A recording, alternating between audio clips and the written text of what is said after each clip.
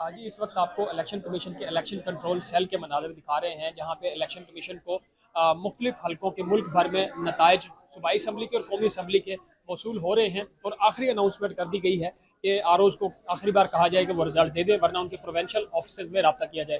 यहाँ ये सारा हम देख लेते हैं। 69 कौमी असम्बली की सीटों के नताइज अब तक इलेक्शन कमीशन जारी कर चुका है।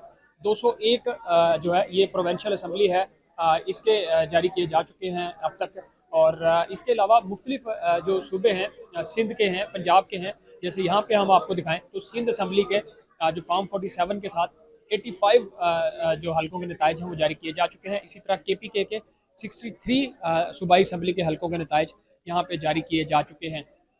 पंजाब के भी यहाँ पे दिए गए हैं, अवेज़ा किए गए हैं। ये जो भी ग्रीन कलर में जो नताइज इलेक्शन कमीशन उसको कंफर्म कर देता है, यहाँ पे वो दिखा दिए जाते हैं। रेड कलर में जो इलेक्शन कमीशन नताइज रोक लेता है वो अवेज़ा किए गए हैं। ये सारा एक मंजर है। और इसके अलावा यहाँ तमाम जो स्टाफ इलेक्शन कमीशन की तरफ से बिठाया गया है, अमला, तरबीती अमला, जो RO से रब्ते करके इलेक्शन 45 फॉर्म के साथ यहाँ से मौसूल कर रहा है। और इसके अलावा चूँकि अभी काफ़ी ज़्यादा टाइम गुजर गया, रात चीफ इलेक्शन कमिश्नर साहब की तरफ से कहा गया 3 बजे कि वो आधे घंटे में नताइज जारी कर देंगे। फिर उसके बाद हमने देखा कि अभी तक नताइज जारी नहीं हो सके। मुख्तलिफ जो हल्के हैं 10 बजे तक ये नताइज जारी होना थे। इसके ऊपर मुख्तलिफ सियासी जमातें अपना तहफ़्फ़ुज़ात का इज़हार भी कर रही है। और बहुत सारे हल्कों से शिकायत आ रही है कि वहाँ के जो नताइज हैं वो तब्दील किए गए हैं। अब देखना ये होगा कि ये मामला अगर अदालतों में जाता है तो किस तरह सॉल्व आउट होगा।